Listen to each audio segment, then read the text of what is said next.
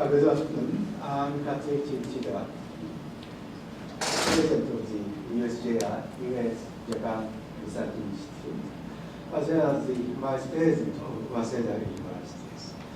USJI was established in April 2009. Nowadays, organized and managed by 8 leading Japanese universities, namely Dosha, Kyoto, Keio, Kyushu, Ritsumeikan, Tsukuba, Tokyo, and Waseda universities. And USJI has been supported by the business societies of both the United States and Japan. And our mission is to dispatch policy-related research results and policy implications on global issues, both US and Japan based, to the wider communities or wider audiences, both in Japan and the States. And we have continuously held USJI week-long seminars, and usually in March and September. This week, we have 10th USJI week, and we started the USJI week this time from Wednesday and until the Monday next week. The topics we cover is very wide. We covered the security issues and some technical and scientific issues. And I'm confident that these seminars will satisfy the need and expectations of researchers, academics, policymakers, and people in general. This afternoon, we are very fortunate to have a symposium on the topics of contribution of US-Japan exchange of researchers in development of the molecular basis of dental and maxillofacial regenerative medicine, leading to collaboration among Southeast Asian countries and US-Japan. And beyond the seminars, I would like to receive permission of speakers and audience for recording the seminars and use the videotape recording through our website. I would like to welcome the moderators, Professor Takahashi of Kyushu University. Professor Takahashi.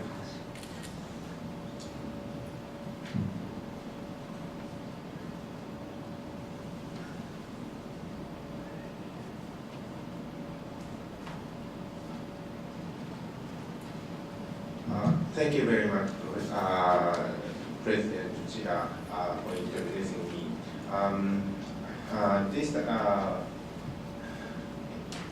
This afternoon, we'd like to have a symposium titled the Contribution of US-Japan Exchange of Researchers in Development of the Molecular Basis of the Dental and Maxillofacial Regenerative Medicine, leading collaboration among Southeast Asian countries and US-Japan. I'd like to introduce our main topics. Actually, they are our main topics regarding the problems in the craniofacial anomaly. Inborn anomaly in which the phenotype appears in a face and the oral cavity has dysfunction such as physiological function, eating and breathing, or psychosocial function like speech and communication. To deal with this kind of congenital diseases, we need a lot of different type of collaborations and also the research regarding the molecular basis of the development of the disease and treating the patient. And also we need to think about the social issues like collaboration between Japan, US, Japan and the other different other countries on the earth, all over the world. So this year, we'd like to address the following three topics. One is enhancing the exchange of the researchers in basic researches to develop the regenerative medicine, and enhance the exchange of the researchers to develop the clinical modalities and build a new network of the dentists to support the patients all over the world. So for the first three speakers, Professor Mori, Professor Yamada, and Professor Nonaka will talk about the worldwide issue regarding the researchers, exchange researchers, and the contribution of the Japanese dentists to the Asian countries, and building up the consortium for the regenerative medicine. And the last two speakers will introduce you the actual treatment modality of the congenital anomaly, and also the research has been done or now been doing, has been done, and what we are doing in the basic field of the researches. So first, as a first speaker, I'd like to introduce Professor Mori, Professor of the Oral and Maxillofacial Surgery of the Kyushu University. Please.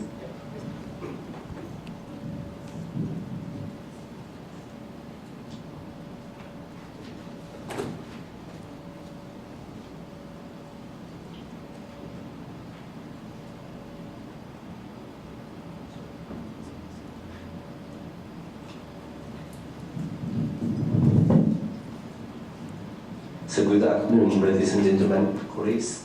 So my name is Mori from Kyushu University. And first, my main tema is current state of CLP. This means Cleft, lip and palate treatment in Vietnam.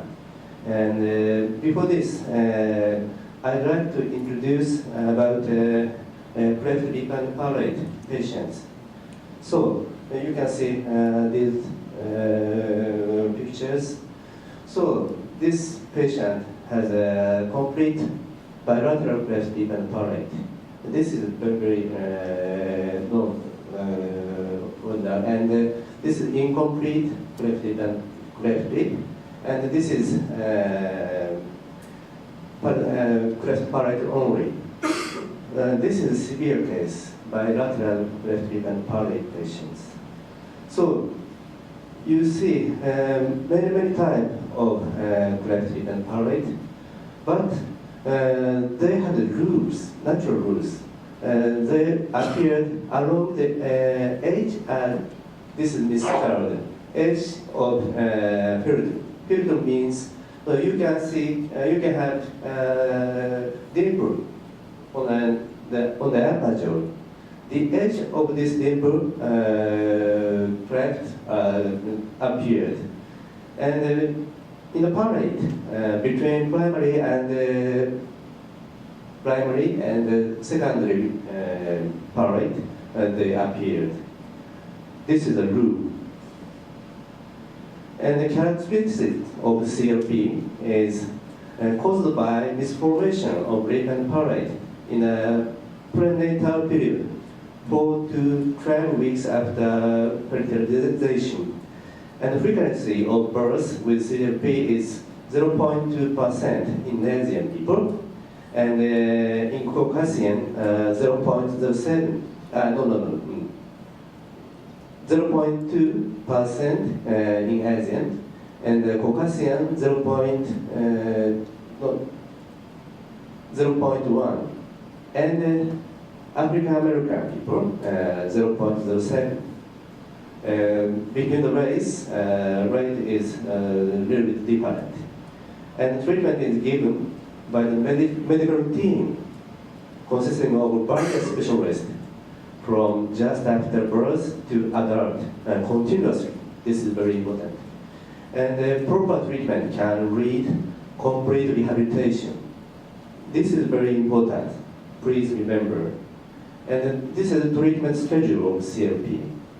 So oral surgeon, and sometimes plastic surgeon also attend. And the speech pathologist, orthodontist, pediatric dentist, and prosthodontist, ENT doctor, pediatrist, many various specialists attend this treatment. Only one doctor can treat a cleft lip and palate patient. This is important. And so from birth to adult, continuous treatment are required. For example, so orientation and chiroplasty. This means lip repair. And in 3 months after birth. And palatoplasty. This means palate closure. This is 1.5 years after birth. And after that, so before go to school, sometimes they got operation. And for the primary school, they also got bone grafting. This will be explained from Dr. Haruyama.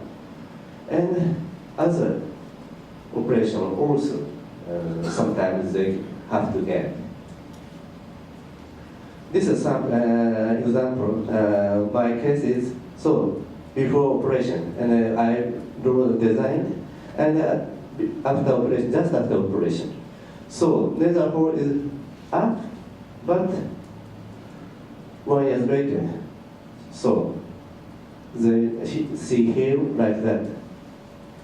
And proper treatment with good result. So I have to explain about the cleft lip and palate patient in Vietnam. So that was the first time I visited Vietnam is 1998, and at that time, so patients are like that. So this patient lives mountainside of the Vietnam, northern Vietnam, and he was a 37-year-old man, and but he doesn't get any treatment before this. But he has a wife and 2 children. And this is a 30-year-old lady with cleft palate. She also don't get operation.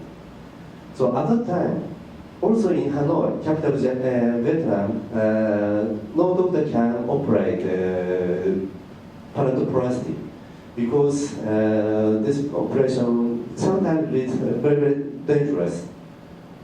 And so this man has a repaired lip, but result is not good. So lower treatment rate and lower level compared with developed countries. This is a problem. And they don't have unmatured, they have unmatured social therapy systems. And this is another malformation. This is oblique cleft, facial cleft, and transverse facial cleft, like that.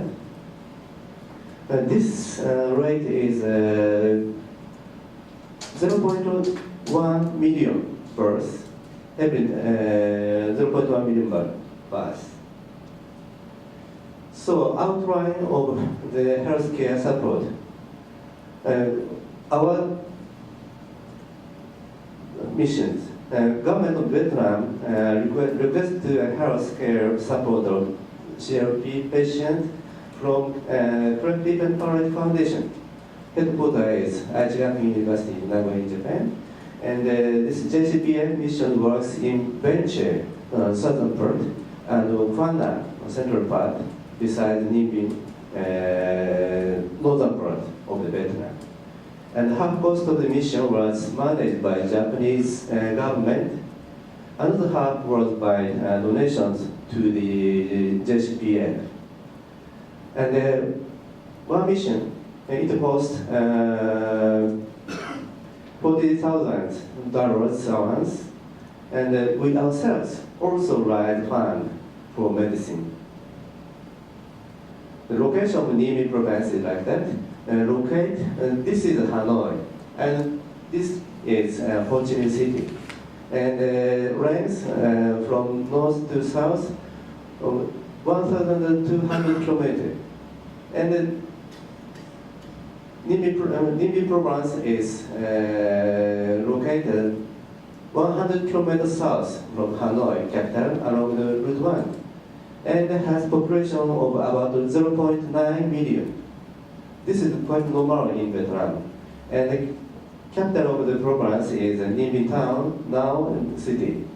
And Ninh Binh General Hospital has been key hospital, and we have a mission there, and an obscure area because of history that they resist against socialism. The aim of our healthcare support for CLP be a treatment of the CLP patients and the donation of medicine and medical goods. So to transfer the healthcare technology to the local staff, this is very important. And to educate the society about CLP. This means to avoid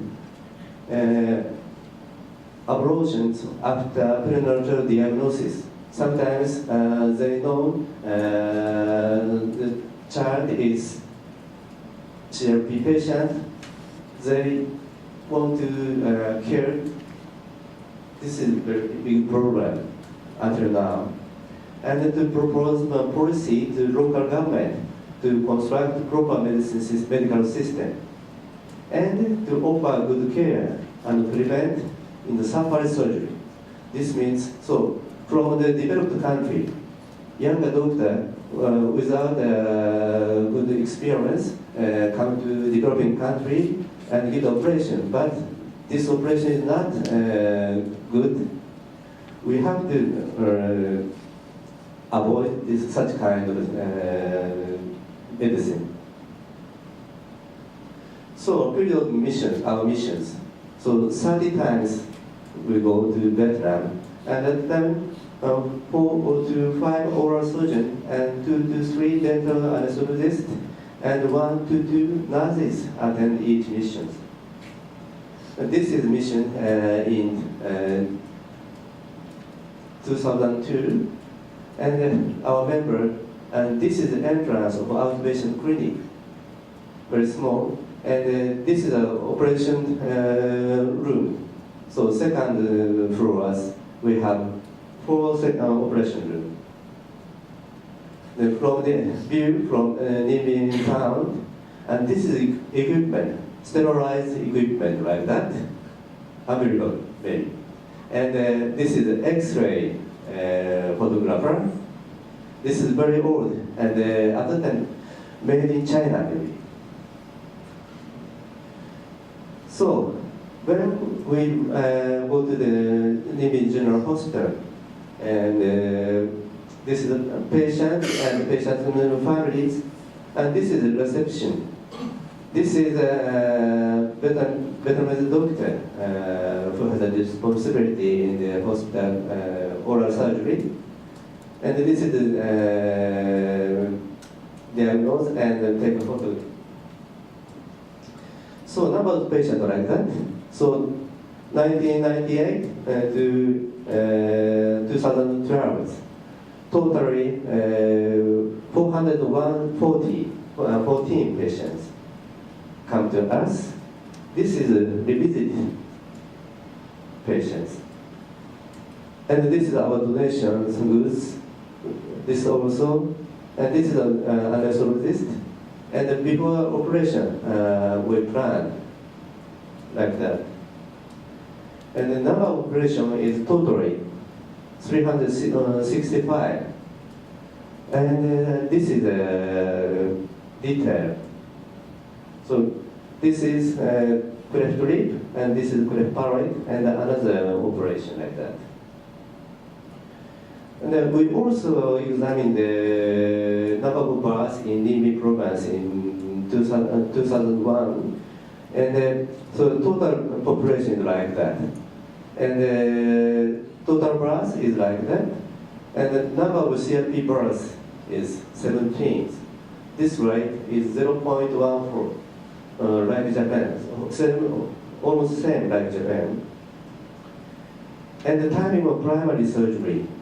So, as I said, cleft lip should operate 3 months after birth, but 1 year like that, and 2 to 5 like that. More we have. And cleft palate patients, so before 2 like that, and 5-year-old like that. The operation timing is tend to delay. And a case of continuous treatment. We go to Vietnam every year, and one patient like that. And so he was now 5 years old. Primary treatment just finished. So at the time, the patient expressed us to his thanks by himself. And then training of local staff like that. This doctor and this doctor, Vietnamese doctor. And we transfer the operation technique, and they can operate by themselves. But little bit, they are a little bit old compared with us. And soon they retired. This is a very big problem for us. And this nurse also Vietnamese, and she can give the operation instrument to the operator. Very nice. And this is Japanese nurses, and she instructs Vietnamese nurse how to treat a patient. But now, Vietnam is rapidly developing. Recent hospital building like that, very nice, and operation room also like that. And in the city also developing. So we have mission each 2 weeks for 30 times, and 5 years, 15 years, and gave us 365 surgical treatment for CLP, but only surgical treatment. And the transfer of the healthcare technology to the local staff have almost finished, but establish a continuous training system is necessary to bring up young staff, and another technology like orthodontics and speech treatment is necessary. And also new education is necessary for people to avoid abortions of CLP after prenatal diagnosis. This must be a very big problem. And as Vietnam is now rapidly developing, we should consider a proper support reflecting the times. Thank you very much, your kind attention. So this eye is closed, but please imagine their smile. Thank you very much.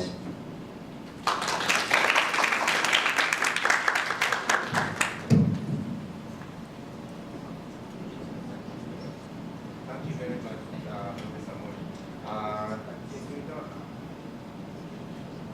Since we don't have much time, so I'd like to move to the next speaker, Dr. Yoshihiko Yamada, from the he's a senior investigator and chief of the molecular biology section, laboratory of cell and developmental biology, National Institute of Dental and Craniofacial Research. He's going to be talking about the scientific interaction between the NIH and Japan Association of the NIDCL with Japanese scientists. Could you please start? Thank you very much. I'm delighted and honored to be here, and I would like to thank the organizers, especially Dr. Takahashi for the invitation.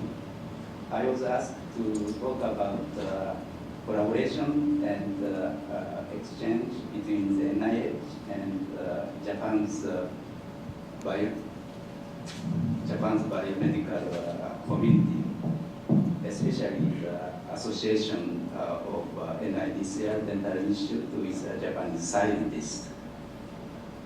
I have many associations with Japanese scientists throughout my 30 years experience at NIH. So I think I can tell you about, I can tell you some stories of the NIH long and personal connection to Japanese scientists. There are over 1,000 principal investigators at the NIH, and there are few who do not have any connection to Japanese scientists. Japan has the largest NIH alumni association in the world. There are several thousand members. Since post-World War II, NIH has supported many young Japanese postdoctoral fellows who come to NIH to be trained in and conduct cutting-edge research. Many of them work very hard and productive and contribute to the NIH research programs. And many of these fellows return to Japan and has become leaders in their field and continue to collaborate with NIH scientists.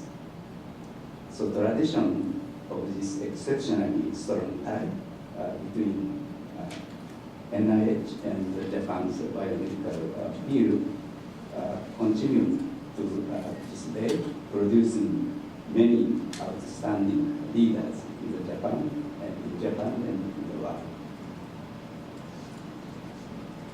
I have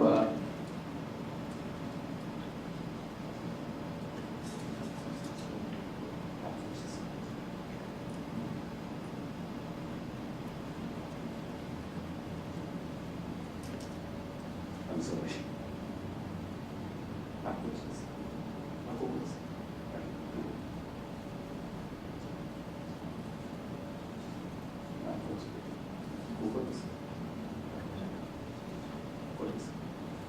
Yeah, I have an interesting story of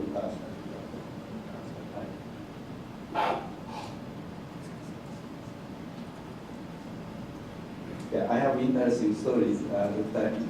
Ichiji Tasaki. Dr. Tasaki received his medical degree from Keio University in Japan, and later he moved to NIH in 1953, and he was lab chief for more than 20 years, and he continued to work until he died at the age of 98. He was the oldest active worker at the NIH. This record may not be broken. And his wife continued to help him until he died.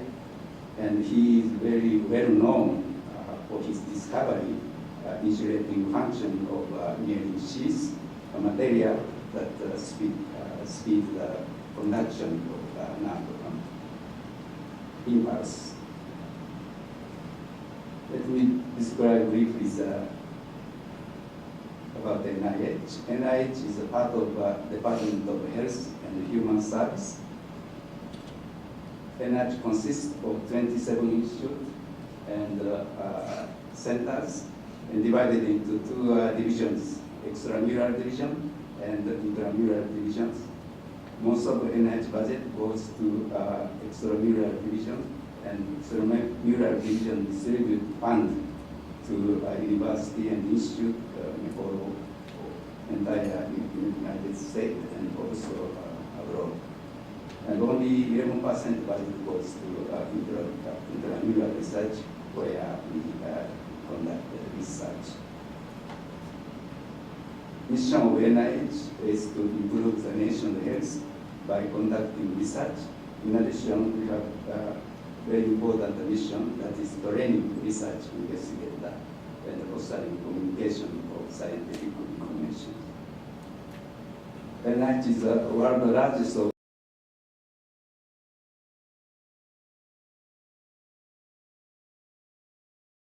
dedicated to maintaining and improving health through research. And the main campus is the Bethesda in Maryland, about 30 minutes drive from here. There are 75 buildings and more than 20 employees, around 300 tenure track investigators and 900 tenure investigators, and more than 3,000 postdocs and around 200 graduate and medical students. NIH has also clinical centers. It's the world's largest hospital devoted to clinical research. It has 240 inpatient beds and more than 2,000 physicians, dentists, PhD researchers, and support staff. And NIH alumni are all over the place. This is the NIH Alumni Association portals. Japan has also NIH Alumni Associations, several thousand members. And Professor Honjo was founded this association, and currently Masaki Yanagishita, the professor, Tokyo Medical Dental University, is in charge. JSPS also has a US Fellows Alumni Association. This association is not restricted to biomedical research, but the whole entire field in the United States. As I mentioned, that NIH has many institutes. National Cancer Institute, NCI, is the largest institute, and NIDCR is where I worked. NIDCR established in 1948, and it is the third oldest institute at NIH.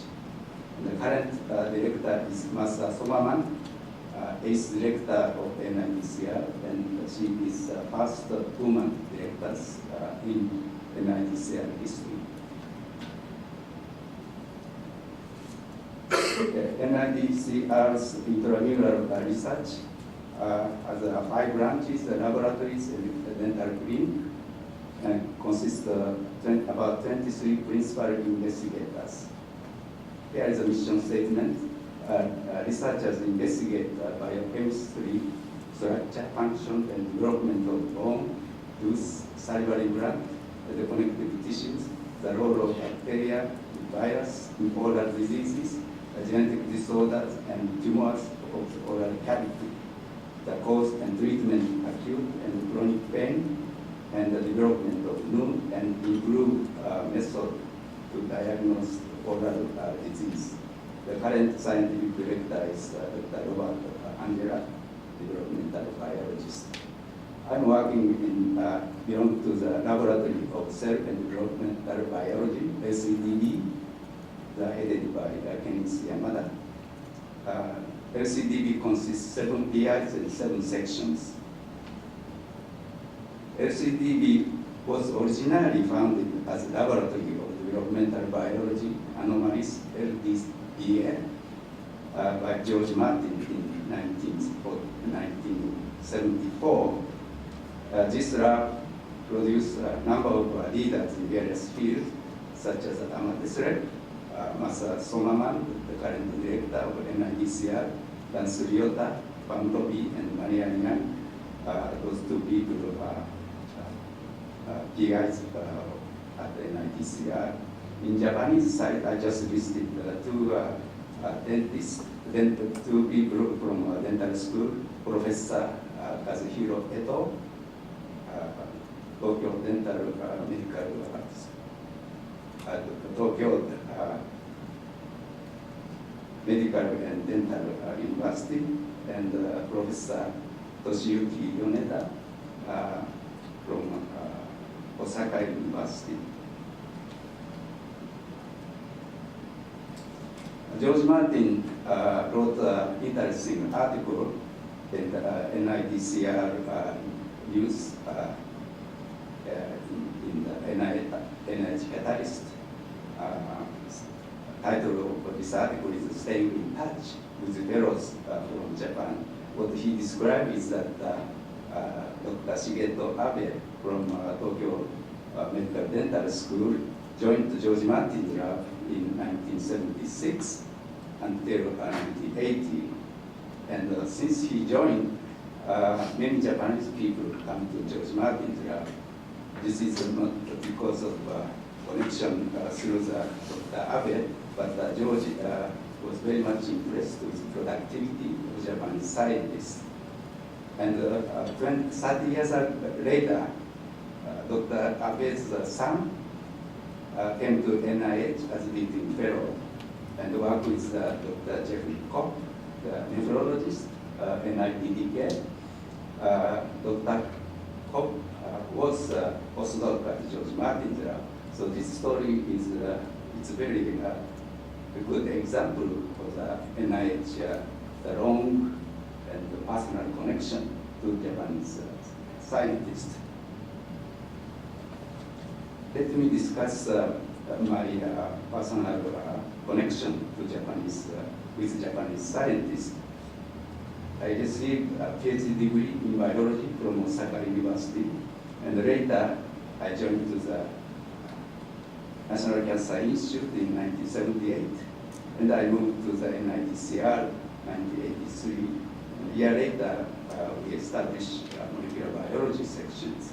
I'm interested in the role of extracellular matrix and basement membrane in development and diseases.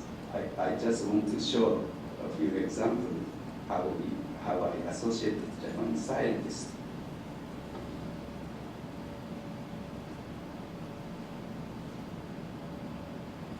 Basement membrane is a thin sheet of extracellular matrix forming a barrier between two tissue types, in this case basement membrane thin layer separated epithelium and connective tissues. The basement membrane has a number of biological activities. First of all, support tissue and also prevent tumor cell invasion and essential in development diseases. It contains a unique set of macromolecules like laminin, palcan, collagen 4, and nitrogen actin. Those molecules interact with each other to form a spura macromolecule and form a thin layer extracellular matrix. Masaki Sasaki, orthopedic surgeon from Kyushu University, did outstanding work to characterize, identify, determining primary structure of many of these molecules and set the foundation for further analysis of functional analysis of these molecules. And I want to show that one example in the palcan. Arikawa Hirosawa, the neurologist from Juntendo University, created palcan knockout mouse, and knockout mouse showed that lethal chondral dysplasia. She also identified the neuromutation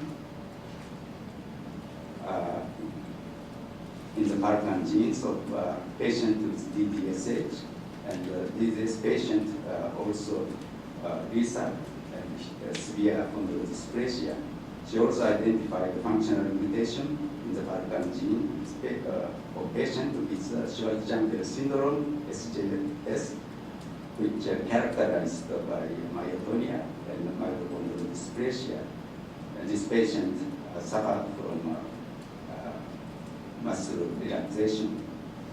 So this finding revealed that Balkan is essential for cognitive development and muscle movement. I started tooth-related project when Hans Rapkin joined our institute as a director. He asked us to do some project related to oral and craniofacial research. So as a molecular biologist, I thought I can contribute to identify the new genes involved in tooth development. Takashi Nakamura, oral surgeon from Osaka University, and Yutaka Matsuki, DDS from Akita University, did the excellent work, identified several new genes involved in tooth development. And Takashi Nakamura found that transcription factor atrophin is essential for enamel formation and tooth morphogenesis. And later, Satoshi Fukumoto characterized amyloblastin, extracellular matrix protein. He shows that amyloblastin is cell adhesion molecule and critical for enamel formation. And later, many BDS Japanese people from dental school, primarily through the connection of Dr. Fukumoto. Here is some list of Japanese fellows worked at NIBCR, Ken Yamada, Takashi. This is the people who held DDS degree. Takayoshi Sakai, now professor at Osaka University. Ashok Parikini has many Japanese students. Dr. Naoto Haruyama here did a wonderful work. And Harold Slavkins, when he was at NIBCR as a director, Professor Nonaka and Professor Takahashi here. So the many talented Japanese scientists worked at the NIBCR.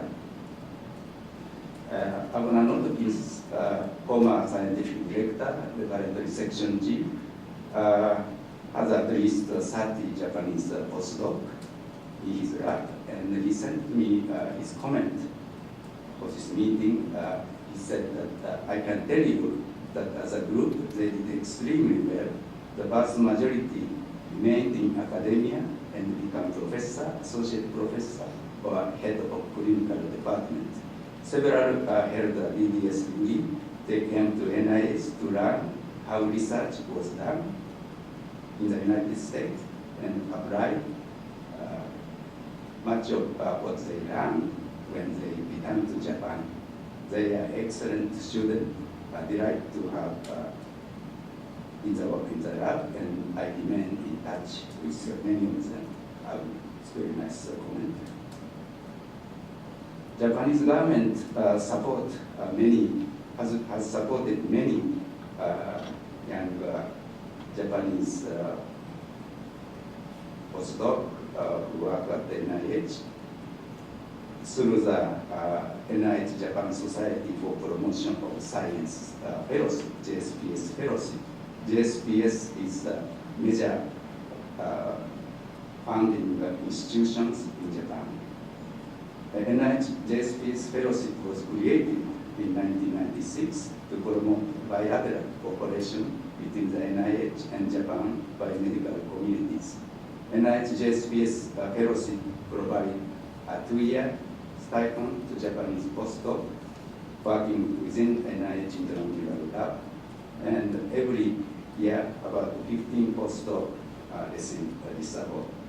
Dr. Keiko Ozato, section chief, National Institute of Child Health Development, NICHD, has served as a chair of the review committee for this fellowship since 1996.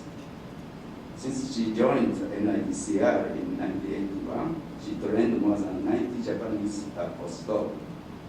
The last year, Dr. Osato received a medal from Japanese government in recognition of her significant career contribution in promoting science exchange between the NIH and the United States. And this is a picture taken last year in the residency of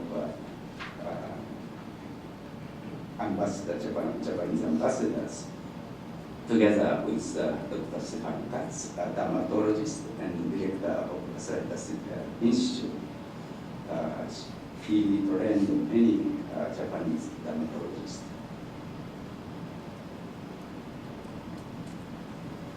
NIH community was stunned by the devastation caused by Tohoku great earthquake occurred on March 11, 2011, and we really sincerely sympathize with victims and families. Dr. Michael Gottesman, NIH Deputy Director for Intramural Research, promoted the support program to provide temporary scientific homes at NIH for Japanese colleagues and fellows who may have lost their research facility in Japan. And we, NIH Japanese researchers, have organized association we call Japanese NIH Japanese Scientists Association.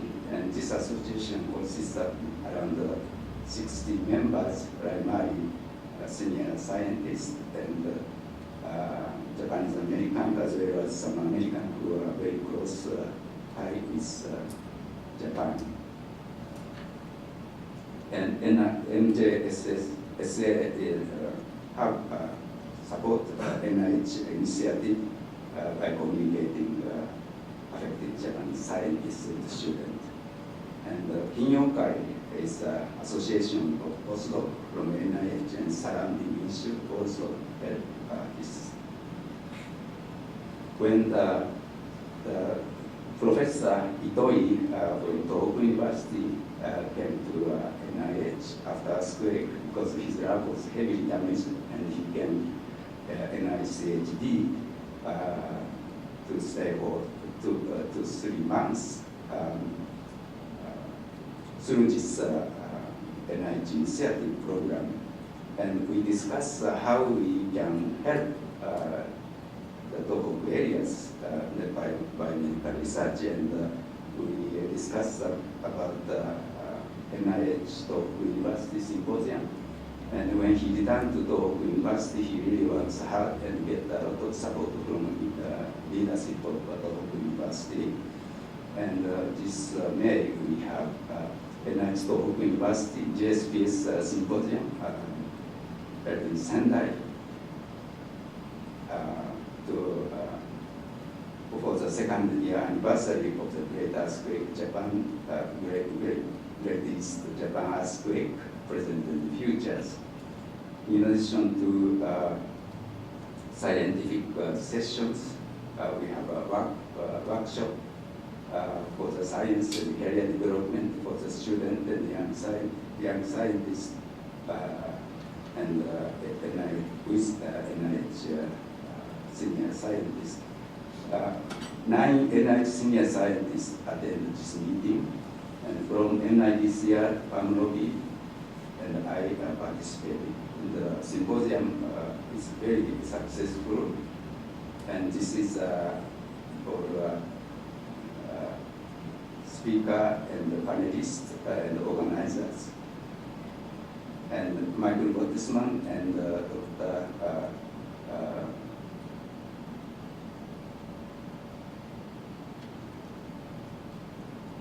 Dr. Satomi, I'm sorry. Dr. Satomi, the president of Tohoku University, signed a memorandum for the scientific exchange between NIH and Tohoku University. And the symposium is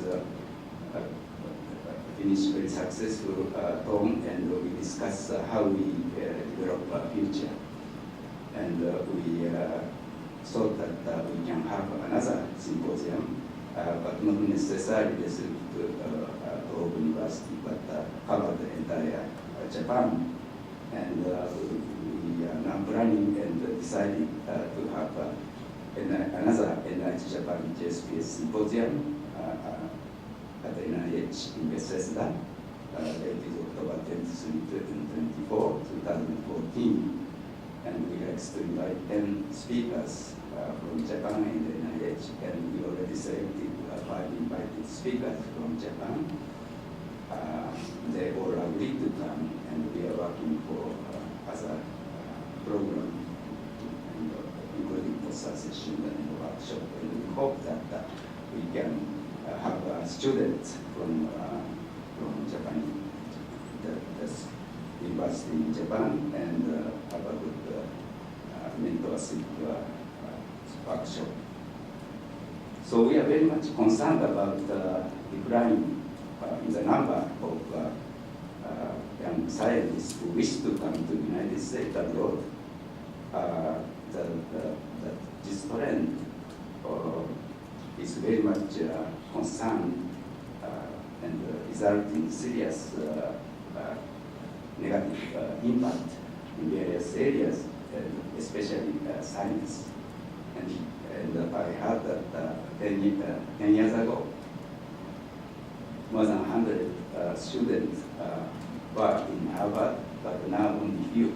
And this trend seems to be observed here at NIH, and this is 2010's data. But as you can see, it used to be Japanese postdocs more than 300, sometimes 400, but now declining to 174. China is really increasing now. Next India, and then followed by Korea, it's 163, like next to Japan. And this is an article by Dr. Nagata and Dr. Shinya Yamanaka from Kyoto University. They wrote this short article in a recent issue of Science journal, and they are also concerned with the situation. And I heard that the Japanese government have a many program now to change this trend, but that should work very well. But not only Japanese government effort, but all society need to help to young scientists. And that, for that sense, that Kinyokai, with the help of JSPS and other universities, they have set up United Japanese Research Abroad, and this network is to help exchange information for their career development. That's right. I visited Japan for the meeting, and at that time, some of NITCR alumni has a gathering and celebrate my birthday in Mino Onsen, Osaka, Japan. And we have a very good time.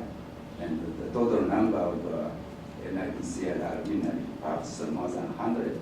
And we also have such kind of association in the future. And I hope that that number is increased in the coming year. Thank you very much.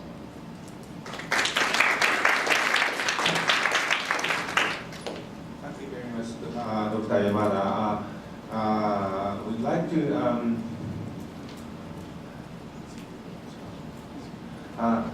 we'd like to have some questions and comments, but since the time is running, so I'd like to move to the next speaker, Professor Nonaka, the professor of the pediatric dentistry and special needs dentistry of Kyushu University. Could you have your presentation, please? That's right. So his talk will be the building the consortium between among the Asian and Pacific countries to establish the regenerative medicine, oral medicine in this field.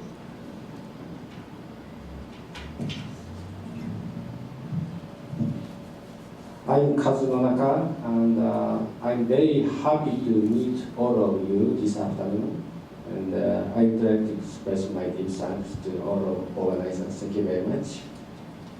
And my title is Asian Pacific Oral Regenerative Medicine Consortium, which is planning at the University Palate of Dental Science right now.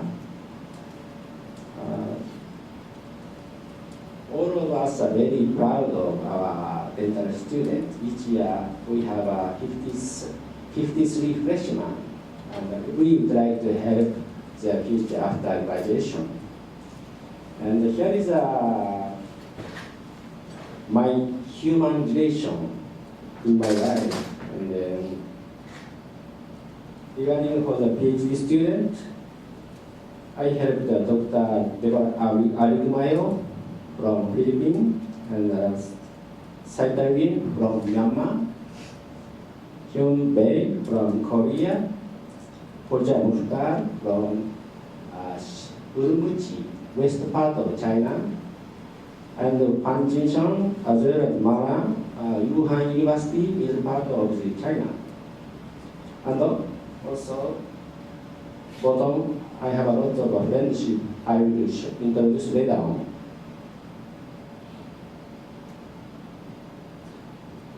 Fukuoka is a Kyushu island, which is a southern part of Japan. And each year, Fukuoka City has Asian Children's Conference. Children from Asian country, they are invited to know the tradition and the people in Fukuoka. And then children from Fukuoka, they visit each country to know each other. That is, and then at that time they are parading. We are really enjoy that one. Could you please take a look?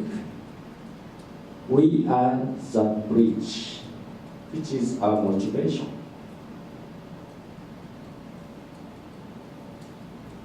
What we are doing at clinics as a pediatric dentist, we serve comprehensive dental treatment and care under general anesthesia, because most of patients who have some difficulty, like breathing difficulty, chewing difficulty, or swallowing difficulty, because they have underdevelopment or postbranchial arch, like Richard-Collins syndrome, Golden-Hush syndrome, or Yellow-Line syndrome. We perform this kind of treatment 4 days a week.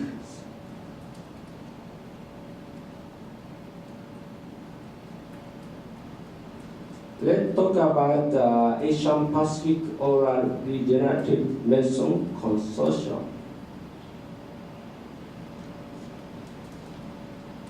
Already we have a tight relationship between Kyushu University and NIH, which Dr. Yoshiyamada introduced before me. So I would like to focus on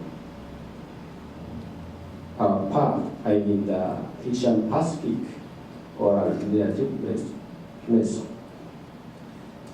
in which we would like to develop molecular dental and maxillofacial regenerative medicine through promoting international collaboration as well as exchanging younger scientists, researchers among the Far East Asian countries and US, Japan, who have some experience in US.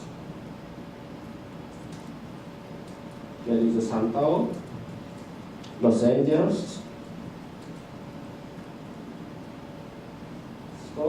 Scott, Honolulu,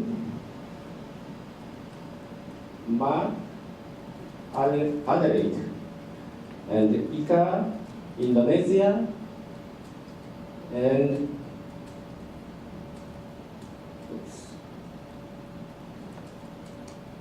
Lan, Ho Chi Minh, Vietnam, as well as Hanson Jun, Hong Kong. Originally, he is from Seoul, and the Hong Kong University recruited him as an important scientist.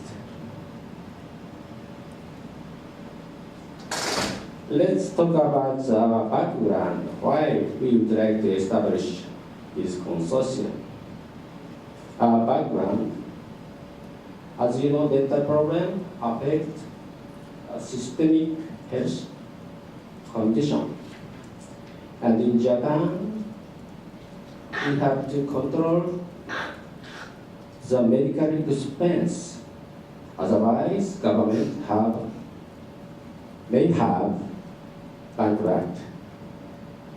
So we need to develop, explore new methodology to prevent or treatment disease.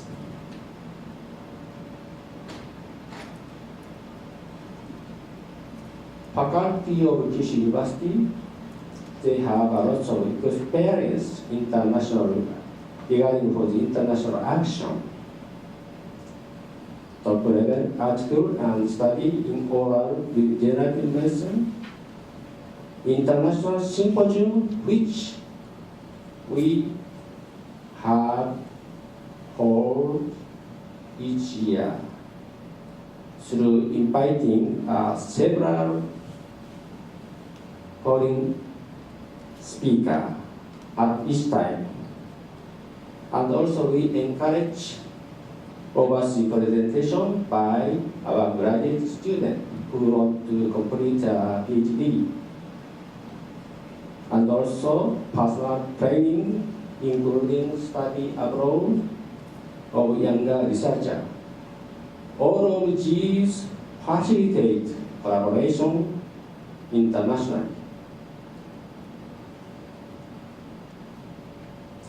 What we expect is to bring upbringing of leading researcher with research mind of wide vision and future aspect of basic as well as clinical science through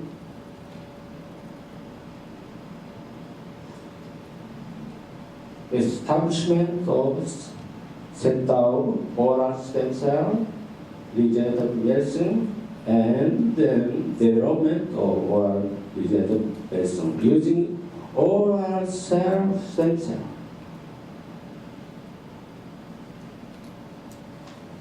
This is quite a complicated, so I would like to focus on. We like to focus on the translational research. At the Center of Oral Regenerative Medicine, we have two advantages. First one, we can collect the resources of oral stem cell like pulpal stem cell, periodontal stem cell, jaw bone marrow stem cell, as well as gingival stem cell.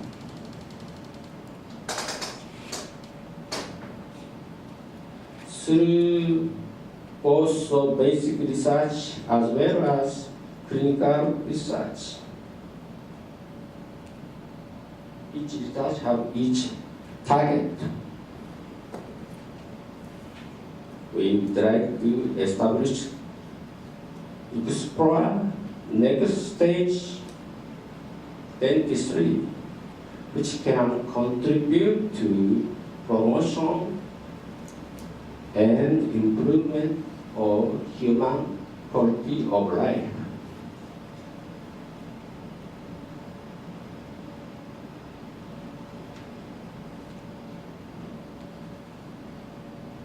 Here is our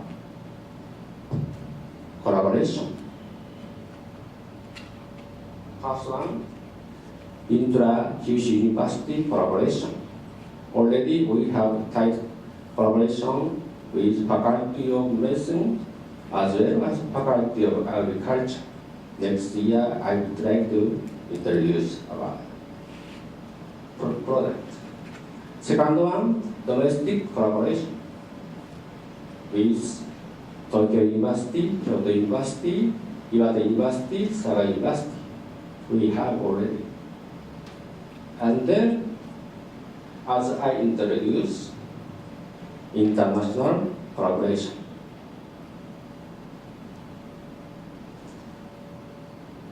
Which can enhance the activity of translational research. Then finally, we would like to achieve realization of healthy long life in human beings.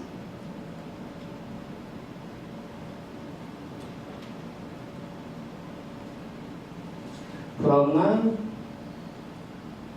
I would like to introduce our experience with the stem cell. Here is shed. Shed means the stem cell of human exfoliated deciduous tooth. How many baby tooth do you have? Already you lost, so you forgot.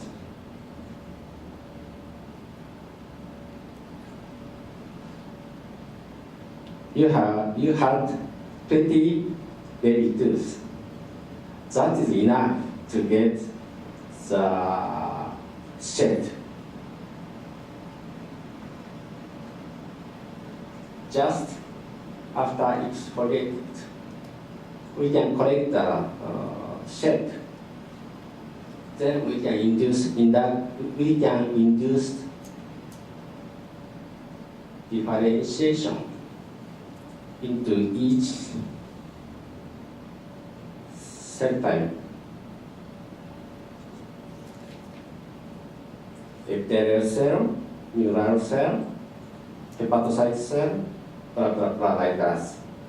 Each cell is very powerful to treat each disease.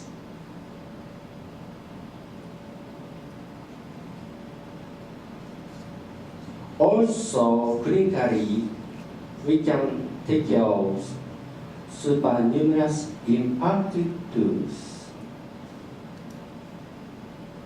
So we have to extract supernumerous impacted surgically.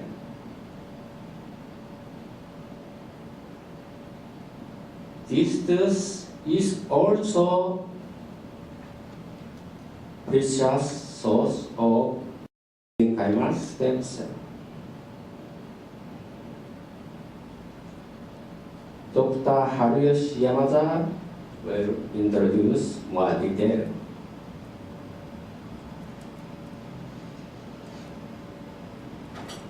When I was young, like Dr. Ishikawa, he is here.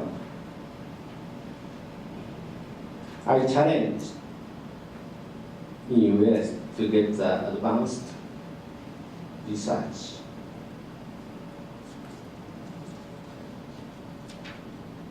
In 1987 to 89,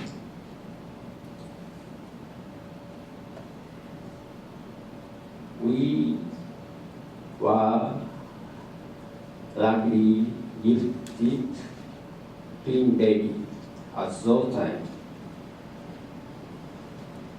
because at that time I was learning about the art means the artificial reproduction technology to to produce twin mice.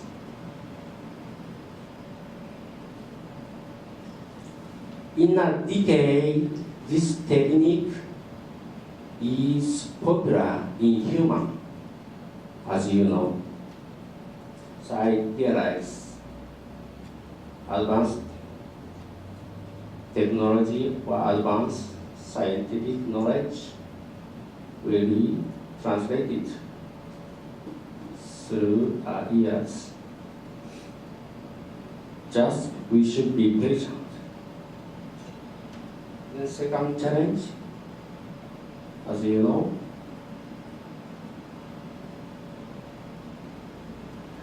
her kindly invited me to renew my ability and knowledge based on the molecular biology.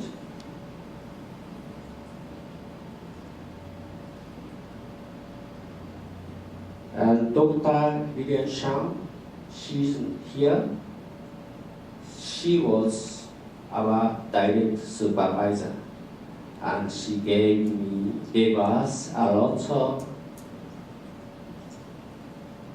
knowledge and scientific heart.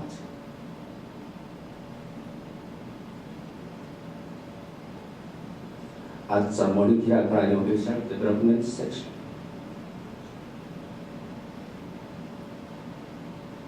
Also, here is my Japanese father, Dr. Masamichi Oishi.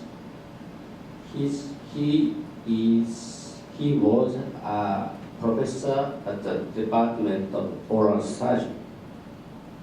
Both of them are quite a good friendship. Keep a good friendship still now. So sometimes her visitors to give us his kind lecture. As well as Yoshiyamada gave us his kind lecture. I hope Dr. Hariyama will talk about his experience in NIH. As you know, Dr. Yoshiyamada is a super distinguished scientist, not only in NIH but also in the world.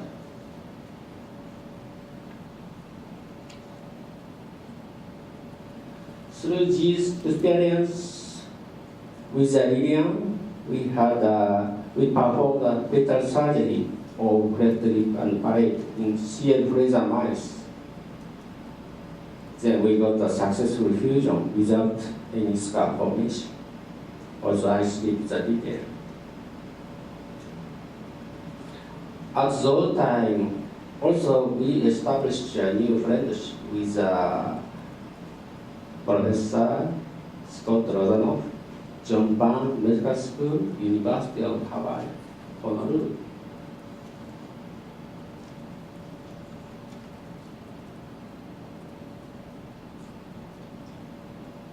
We discussed together, and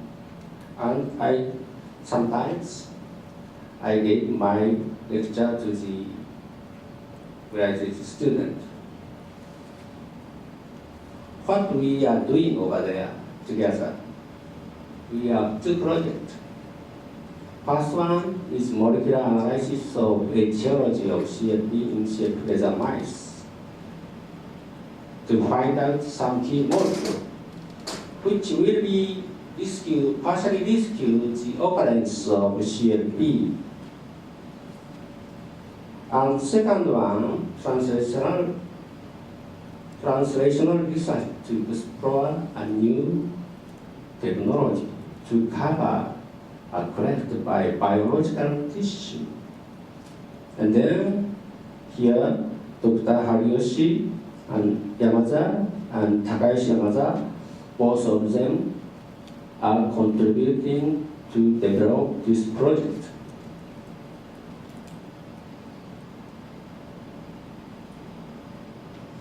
Also, we cannot forget the CCMB at the University of Southern California, where Dr. Yan Chai is the center director, and Santoshi is a strong researcher.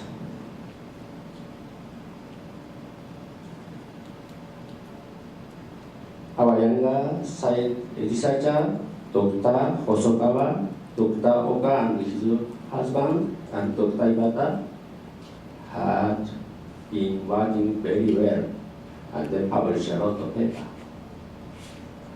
Dr. Iwata, he just moved to Houston, Texas, to establish his own laboratory.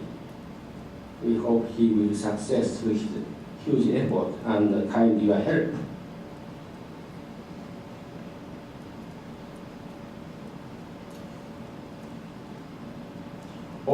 Always we have new friends in bone biology as well as craniofacial biology. And then they are kindly trained younger generation. In US, in Japan, in Asian countries. For example, John Shonecker, Nashville, he is also pedist, also pedist, as well as bone biologist. And some of you know very well, Dr. Yuji Mishima. He moved from NIH to Michigan University a couple of years ago.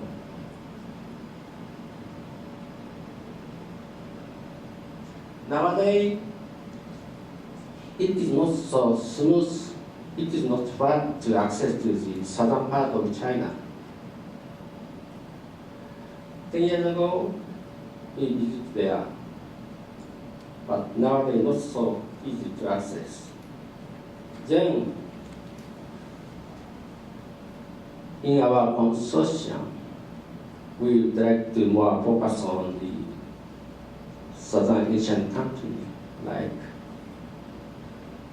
Indonesia. Dr. Ika, she got a PhD at the Faculty of Dental Science, Fuji University. Nowadays, she is engaged in cord blood stem cell.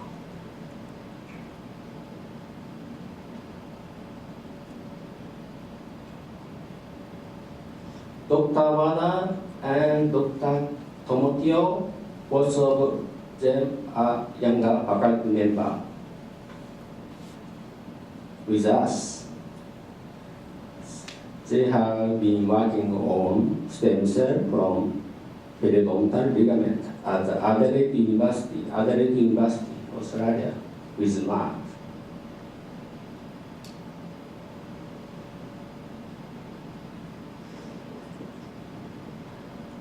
I am a committee member of International Student Exchange Affair. That is the reason why I'm talking this time. March of 2013, Dr. Lam from Ho Chi Minh, Vietnam, and Dr. Hanson Jun from Hong Kong, they visited us to develop our agreement.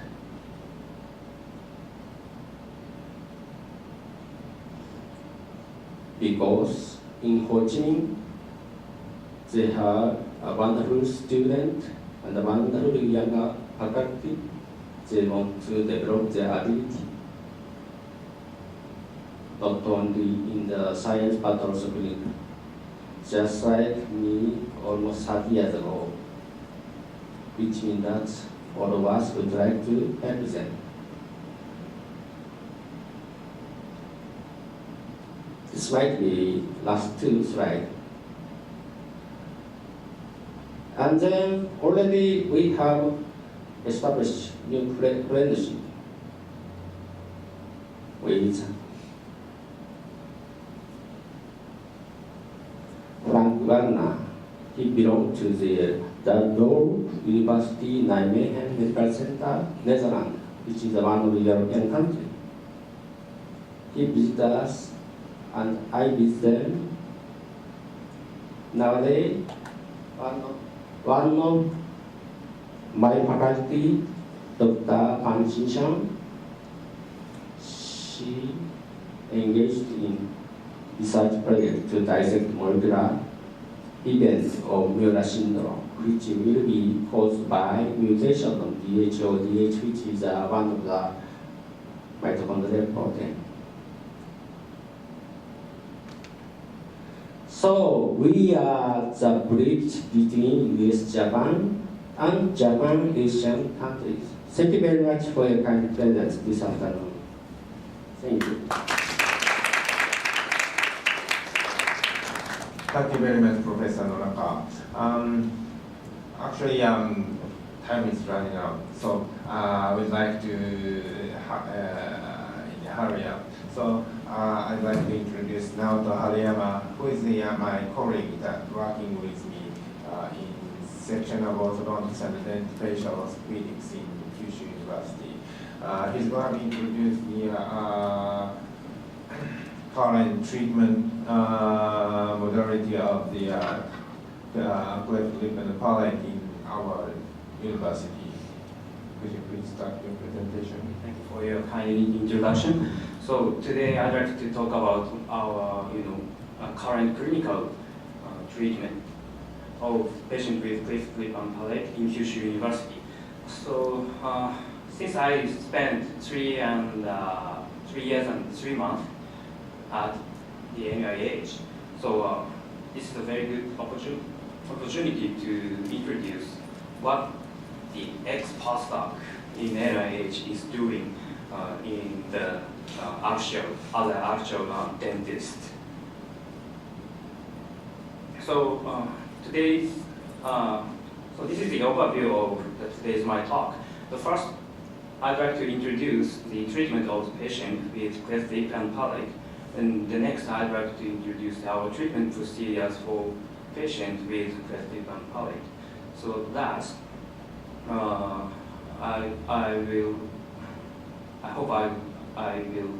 can introduce the researches for the cleft lip and palate treatment. So as Dr. Mori or and other doctors have been presented, the cleft lip is the most frequent abnormalities found in the craniofacial regions. So the upper panel shows incomplete left side left lip. Depending on the severity, sometimes the cleft lip connected to the nose part, as shown in this panel. Sometimes from the front of mouth to the throat, the cleft will be connected. Again, it is depending on the severity. So actually, this part has been already introduced, so I can skip these slides. But actually, this has been already introduced. But as you can find in this column, so Japanese or other Asian country has the highest prevalence of cleft cases in newborn babies. So almost 1 in 550 newborn babies has the cleft lip and palate in the craniofacial area. So every year, almost about 1,800 to 2,000 babies is coming in Japan. So let me introduce a number of new cases in the Kyushu University orthodontic clinics. So actually it was established about 14 years ago. So every year, although the number of the patients is different, about 10% of the patients who want to be treated by the orthodontist appear.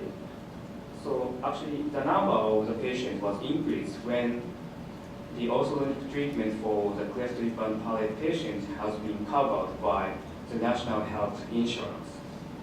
So it has been already 30 years since the National Health Insurance covered the orthodontic treatment for these patients.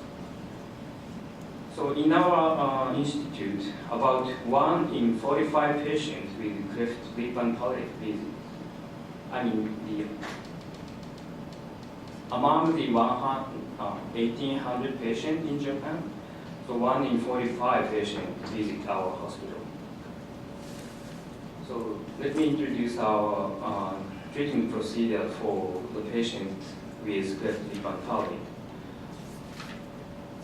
So as Dr. Mori mentioned, we need to take a multidisciplinary team approach for caring the patient with cleft lip and palate. So first, we will be contacting perinatal center or maternity clinic doctors contacted us. Then all the treatment procedure starts. But anyway, there are many specialists are involved. So such as dental doctors, including oral surgeons, anesthesiologists, pediatric dentists, prosthodontics, dental clinics, and orthodontics. Of course, there are many medical doctors, such as plastic surgeons, and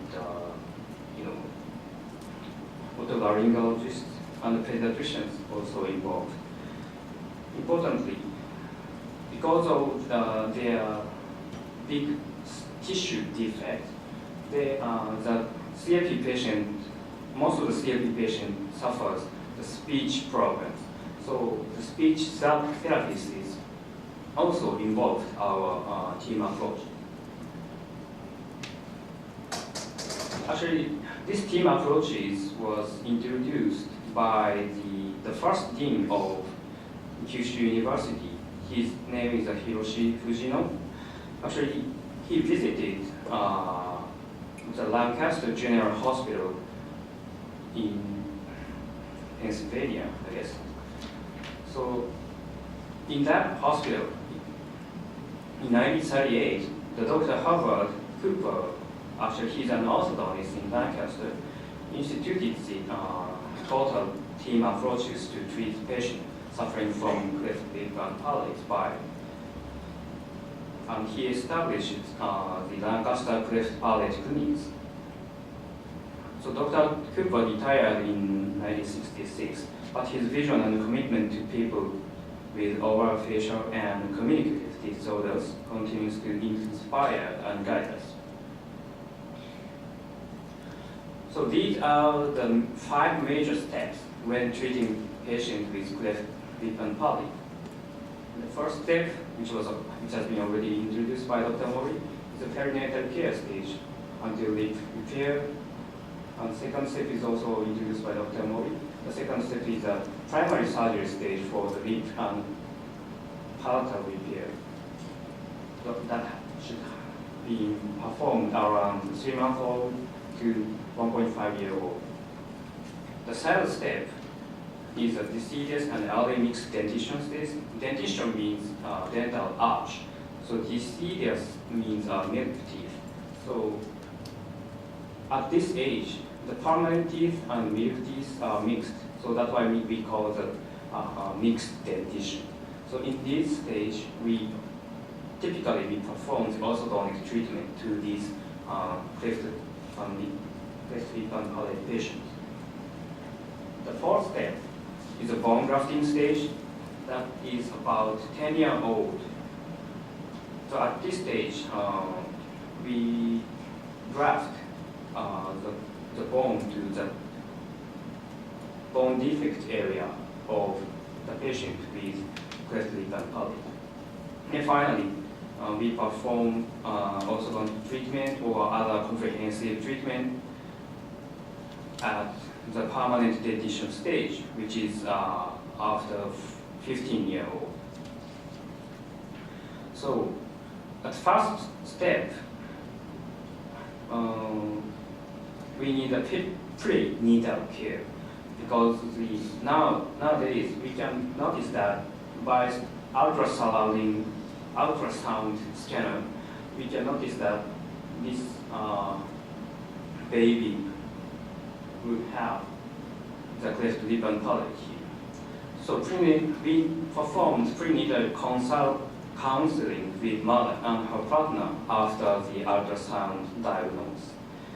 So this prenatal care makes mother give birth in relief, and her postnatal shock would be smaller. So all of the family members can bless a new family member. So in the next step, we perform the postnatal care for family with cleft lip and palate baby by counseling with the family members of baby with cleft lip and palate in visiting on the perinatal clinic of Kyushu University Hospital or regional maternity clinics. So in this step, oral surgeon, nurse, and pediatric dentists are involved. The last step of the first treatment step, pediatric dentists take an impression of upper jaw to make a feeding plate because the patient with cleft lip and palate suffers some feeding problem. So by closing the cleft area with soft resin, which is a kind of plastic plate, the patient with cleft lip and palate can be feed. Actually, they can drink a milk. So at the second step, which is a primary surgery stage for lip and palate repair, the oral surgeon performs the chiroplasty, which is actually a lip repair. So typically, this lip repair should be performed from 3 to 4 months old age. So when the body weight becomes around 5 to 6 kilograms. So these clefts should be repaired at this age to solve their feeding problem. So next, before the baby get their speech problem, or before the critical age of acquiring their speech, again, oral surgeon perform the palatoplasty, which is actually a palatal repair, around 1.5 to 2-year-old age, when the body weight becomes around 10 kilograms. So after those surgery, actually palatal repair has been performed before 2 years old. So after those two surgery, orthodontists would be involved to treat their shape of dentition. So this is actually a typical shape of their dentition with cleft lip and palate. So after 4 years, sometimes their dentition would be narrower than the usual upper dentition. So from these ages, orthodontists would be typically involved to change or to align these teeth by applying these orthodontic appliances. So at this stage, the maxilla means upper jaw. So maxillary lateral expansion would be performed by the orthodontist.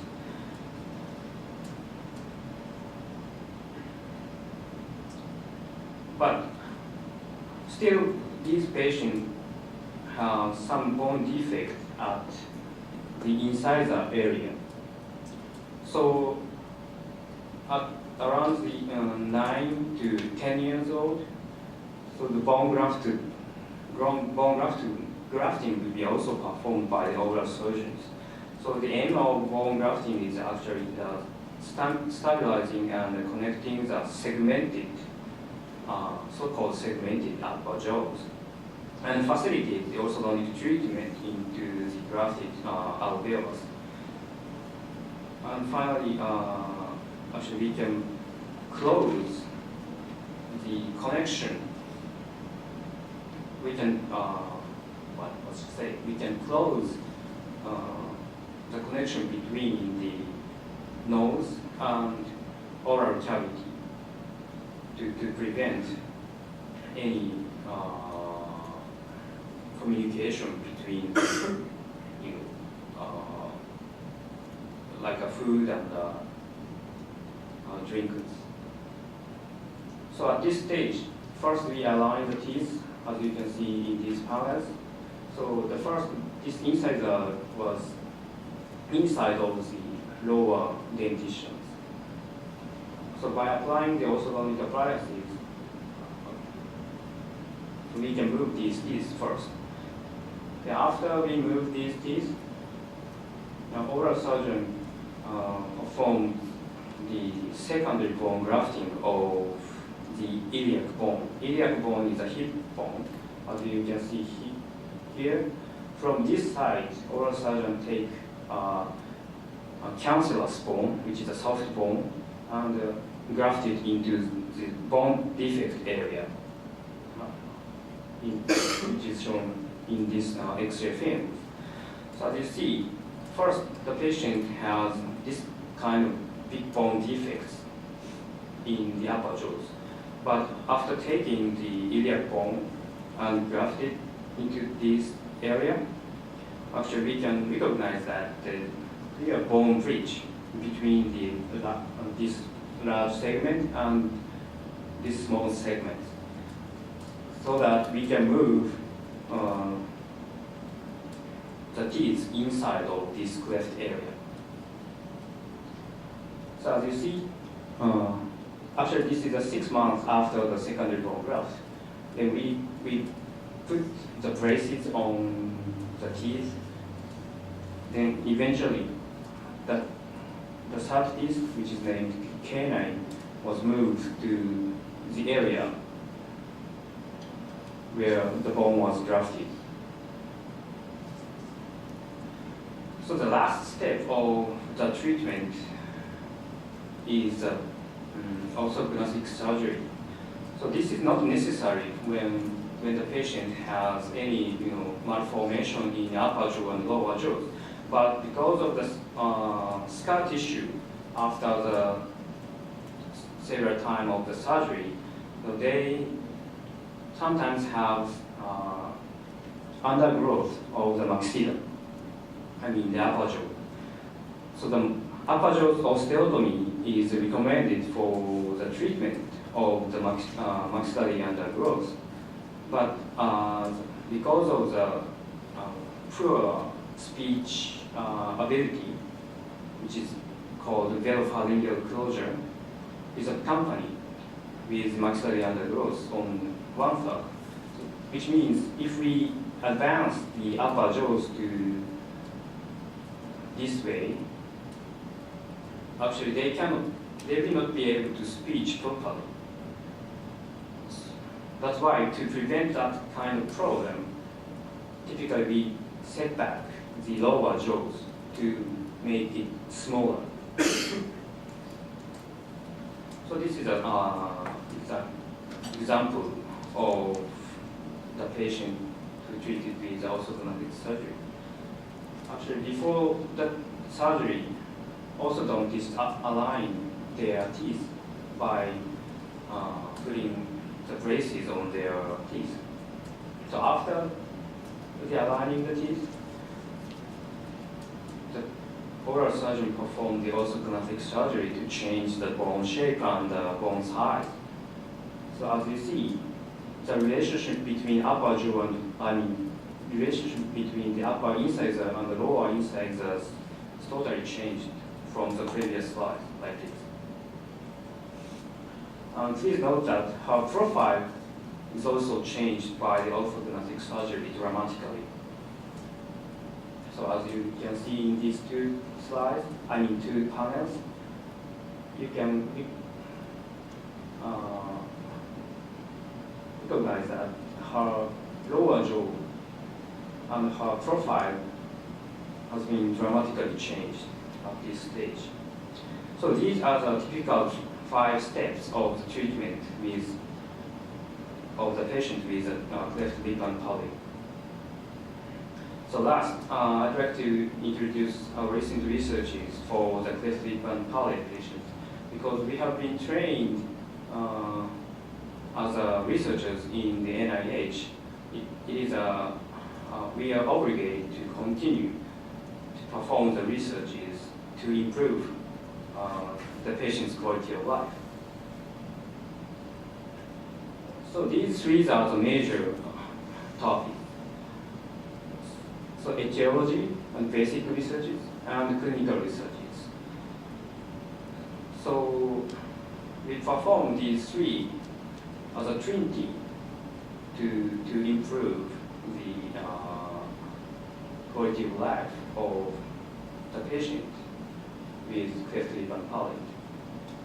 So anyway, let me introduce the recent approaches for the bone graft.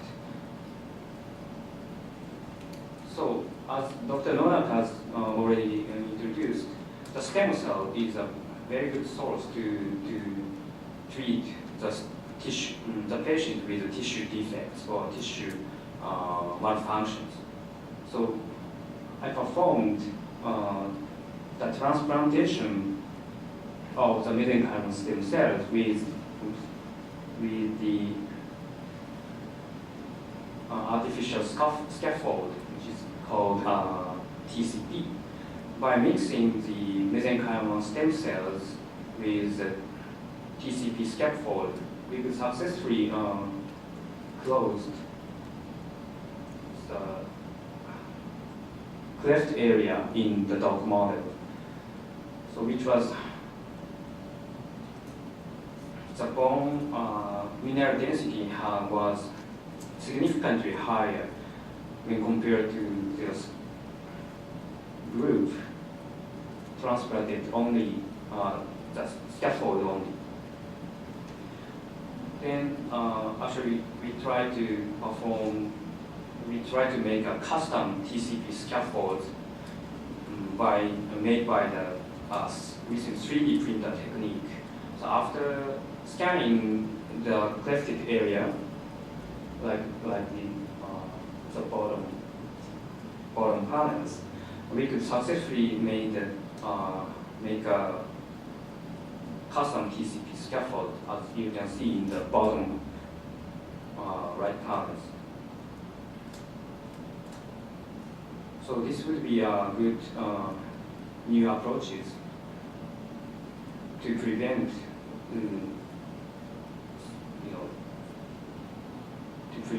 the iliac bone graft.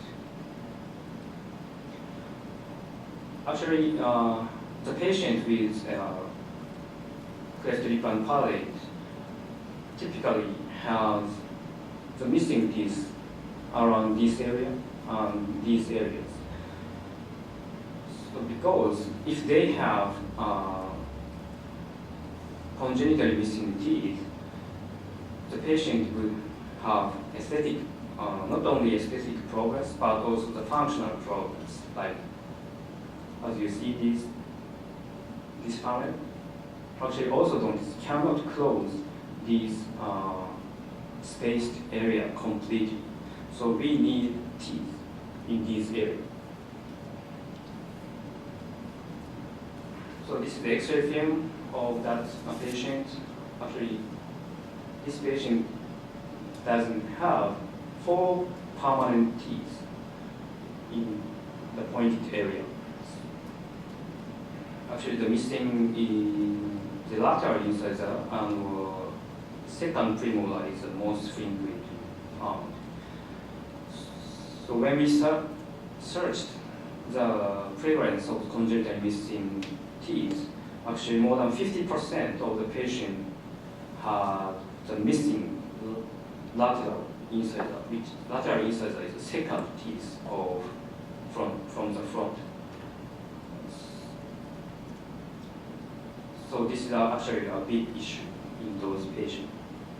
So the tooth regeneration will become a favorable method in the near future. I think that Dr. Yamaga will introduce this technique in detail. So anyway, now we are doing all these three researches as a clinical dentist and the researchers in our Kyushu University. Thank you.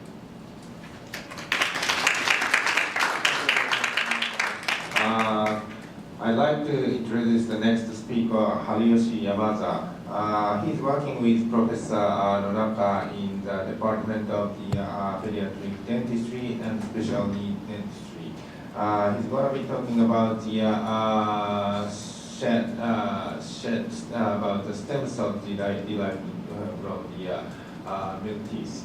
Could you please start with the presentation? Thank you very much, introducing Takahashi. So, my topic is stem cell in regenerative dental medicine. So, you know that stem cells have a specific characterization of and multipotentiality. Then, so stem cell, there are three kinds of stem cell: embryonic stem cell and induced pluripotent stem cell and somatic stem cells. Somatic cell is divided into two kinds of cell. Hematopoietic stem cell and the mesenchymal stem cell.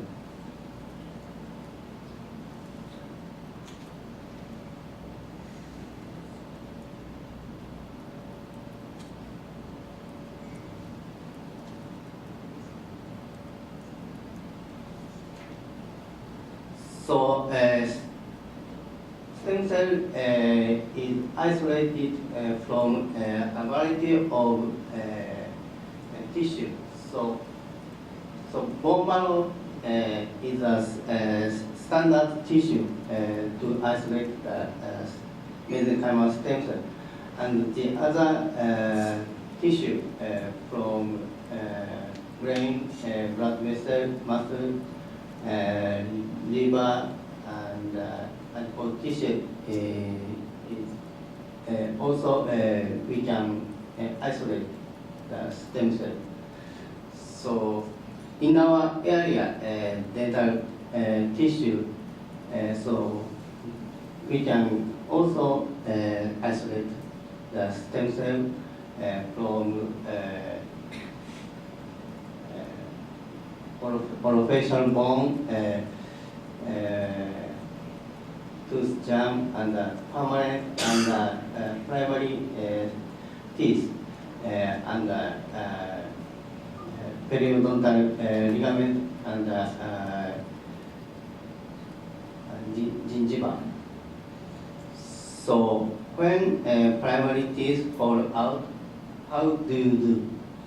So in Japan, traditionally, when lower primary teeth fall out, so kids through the primary teeth on the roof. And when primary teeth fall out,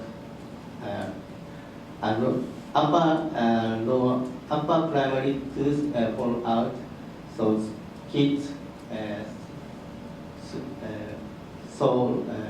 put the primary teeth under the space of house. This means that so permanent tooth grows up straightly, and kids can get a strong permanent tooth. Anyway, so Professor Nonaka told we can isolate the stem cell from human exfoliated deciduous teeth we call shed. So primary teeth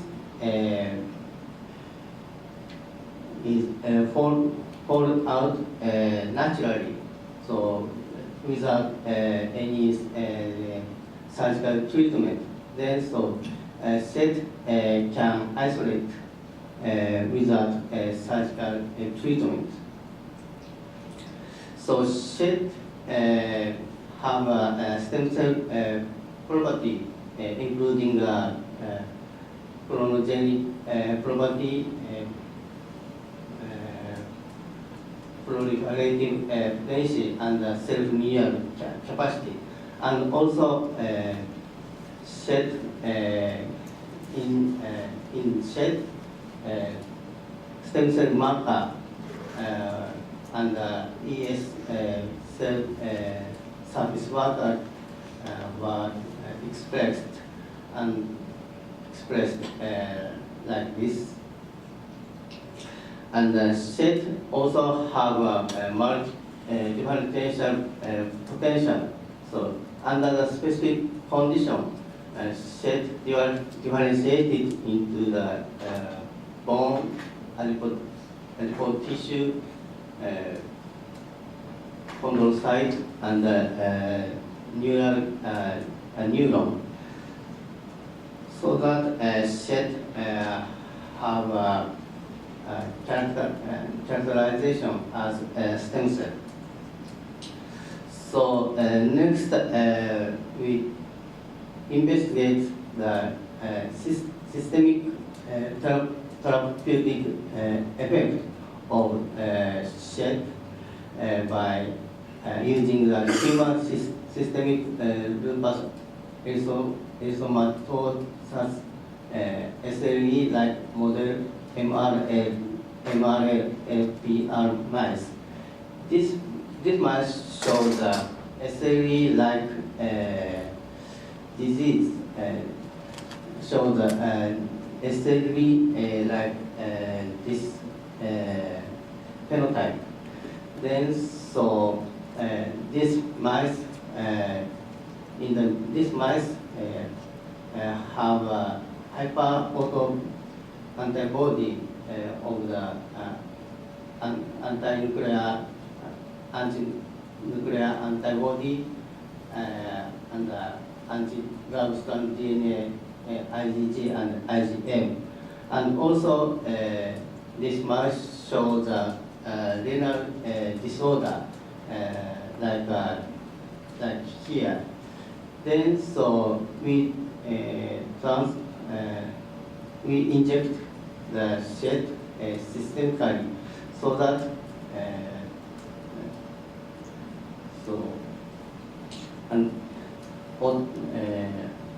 this antibody is reduced, and then renal function is improved by SHED transplantation.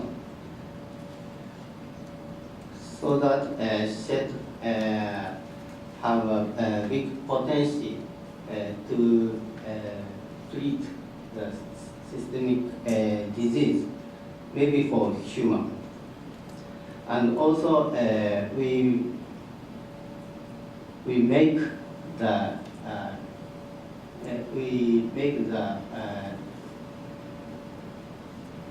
clavier bone defect artificially, then set with the carrier transplanted into this defect area, so that SHED generate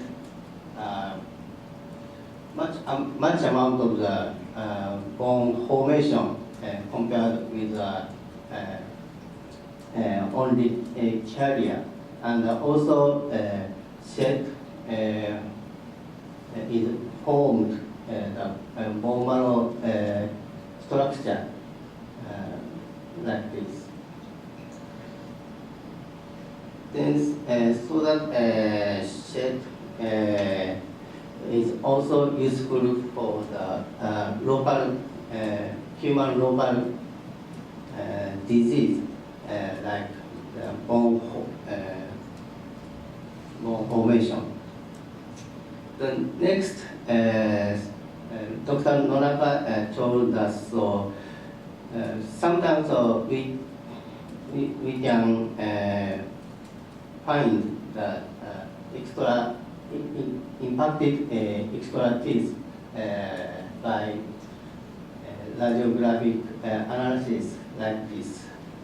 Then nobody saw these extra teeth, superluminantly teeth, was extracted by surgical treatment like this. Then so these cells are discussed clinically. However, these teeth have a dental pulp, so that we isolate the stem cell from superluminantly teeth. Then we characterize these stem cells. So that this stem cell we call SNT SCC.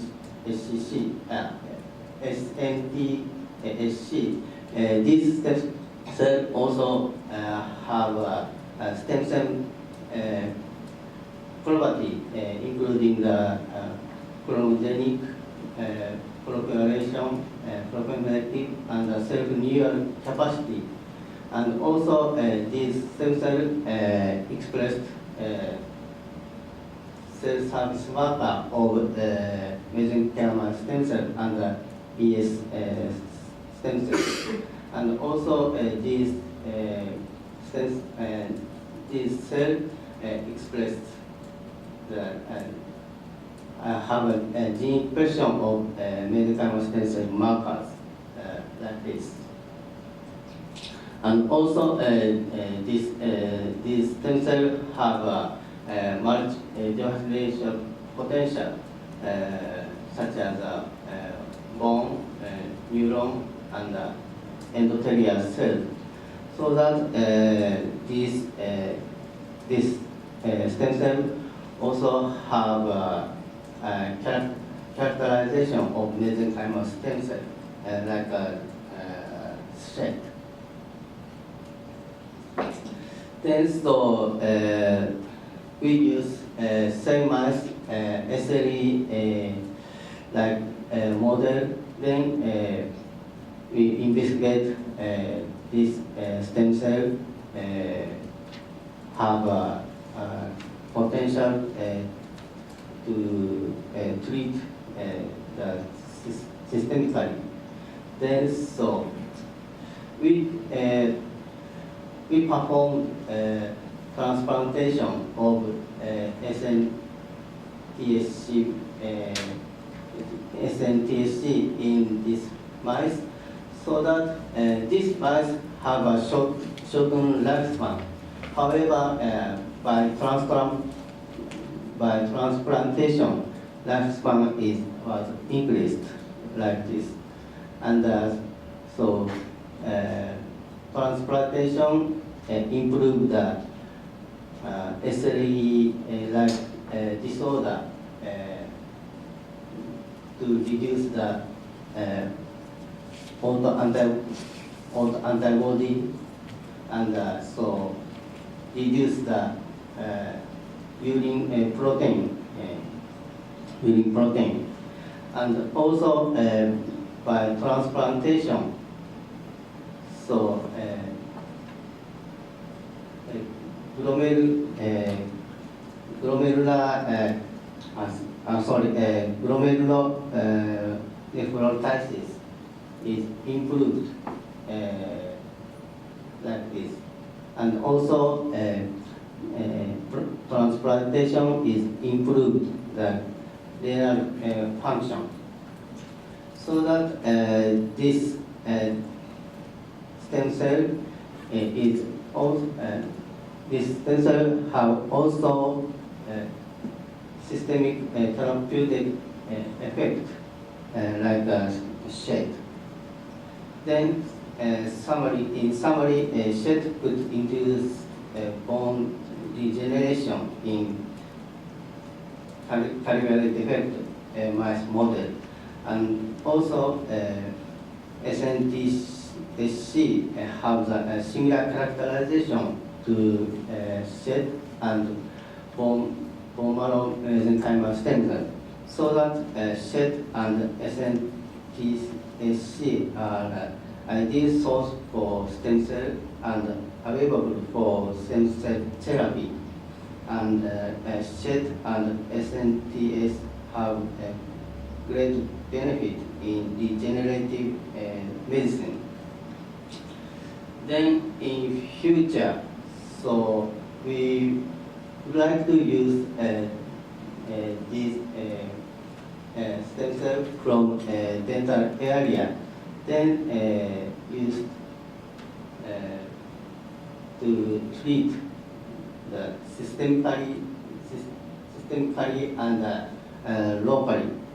And also, Dr. Hariyama told us, so one problem for the CLP patient. So CLP patient have a bone defect like this. Then so bone graft, bone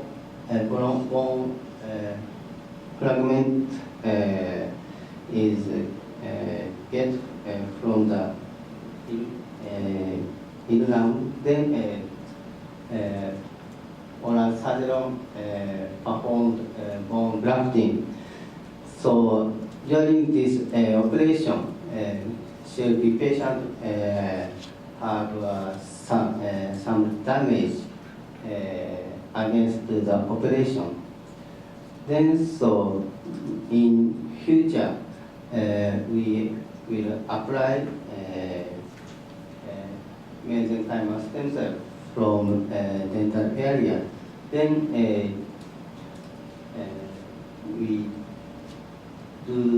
we transplant these mesenchymal stem cell with a scaffold. Then so treat the CLP patient. So thank you very much for your attention.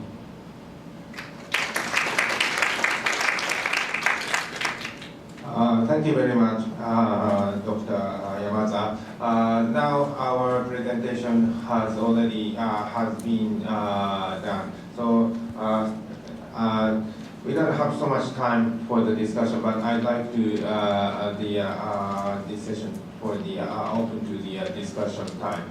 So could you give us any question or comments to any kind of question?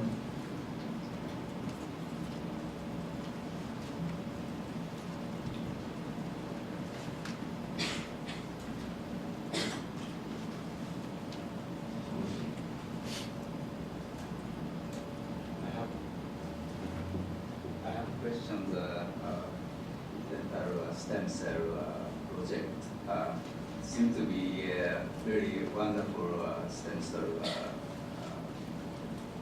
source. But I just wondering, those stem cells can differentiate many cell types. I asked to find out that what's the advantage or disadvantage stem cell compared to stem cell from other sources. And also I asked to ask what's the situation of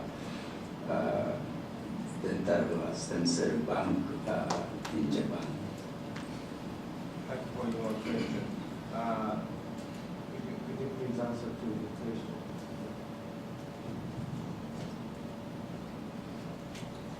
Thank you very much. So stem cell from dental area, so especially from primary teeth have some benefit, because primary teeth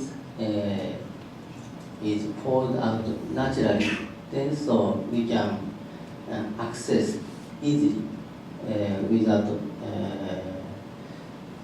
surgical treatment. Then so this one is most benefit compare with like a bone marrow mesenchymal stem cell isolation. Then so problem so is so now so we are doing the characterization of stem cell from dental area. Then so we don't know if we apply the stem cell to human. We don't have no information as for the safety. Then so we need more information and the characterization of the dental stem cell. Then about the cell banking. So now so in Japan, several group try to establish the cell bank, including dental stem cell.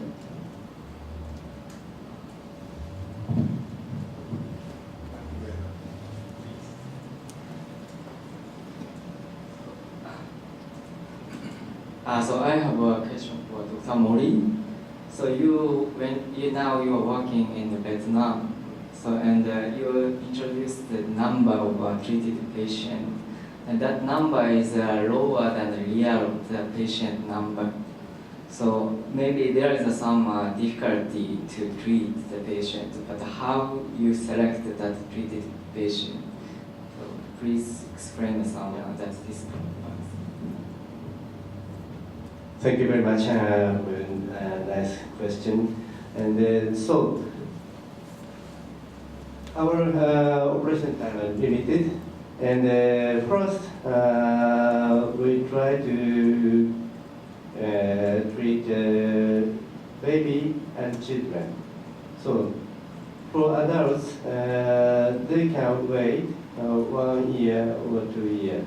Then, we sincerely ask them to wait because operation timing is very, very important for younger patients. Then after that, we can treat adults also. So every year, we face the difficulties to tell the patient, actually. Thank you very much. And recently, in Vietnam, several doctors can operate in Hanoi. And patients sometimes go to Hanoi because 10 years ago, it's very difficult to move by bus or by train.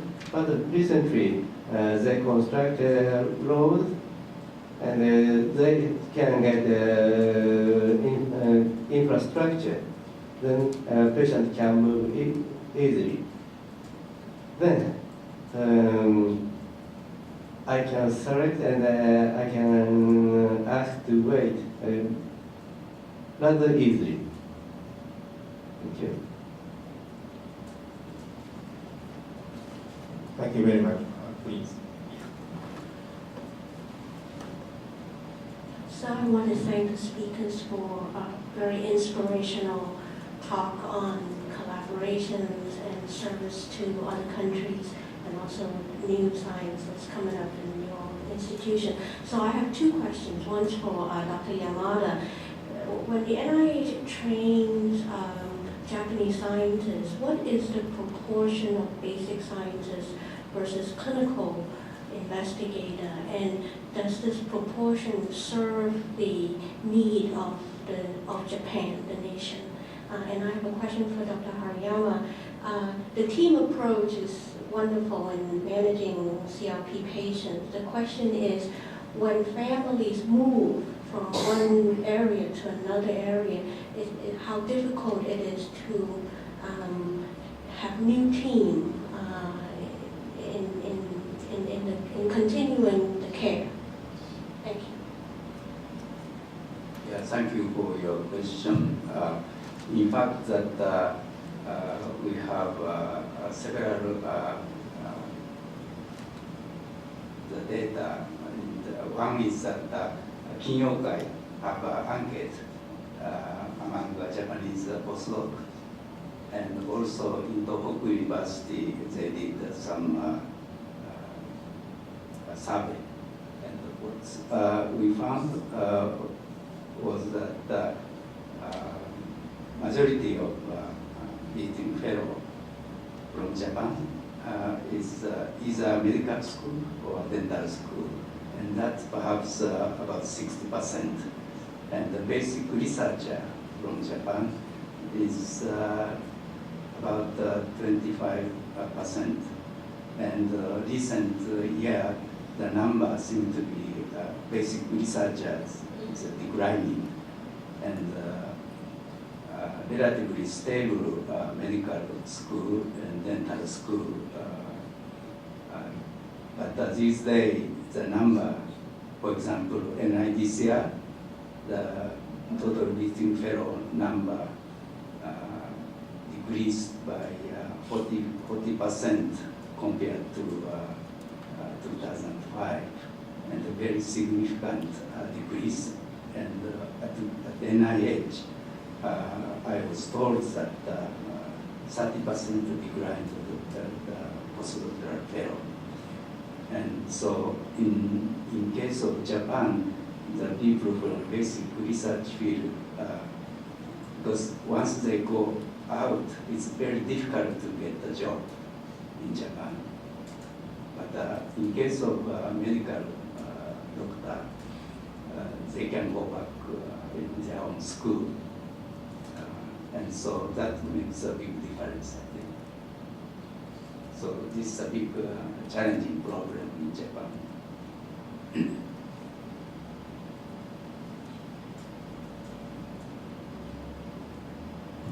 Thank you for your question. So actually, that's a very good question. So if the patient living in a big city, actually they can be treated in one hospital, one institute. So the patient don't need to move different place. But if patient move to the local places, the problem is different. So the patient may need to meet every specialist in a different place. So actually it's depending on the area where the patient moved in Japan.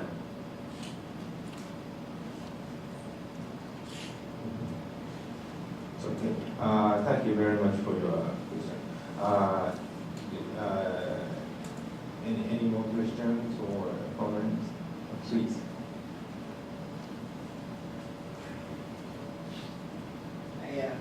I have a couple questions for Dr. Yamata about the exfoliated stem cells.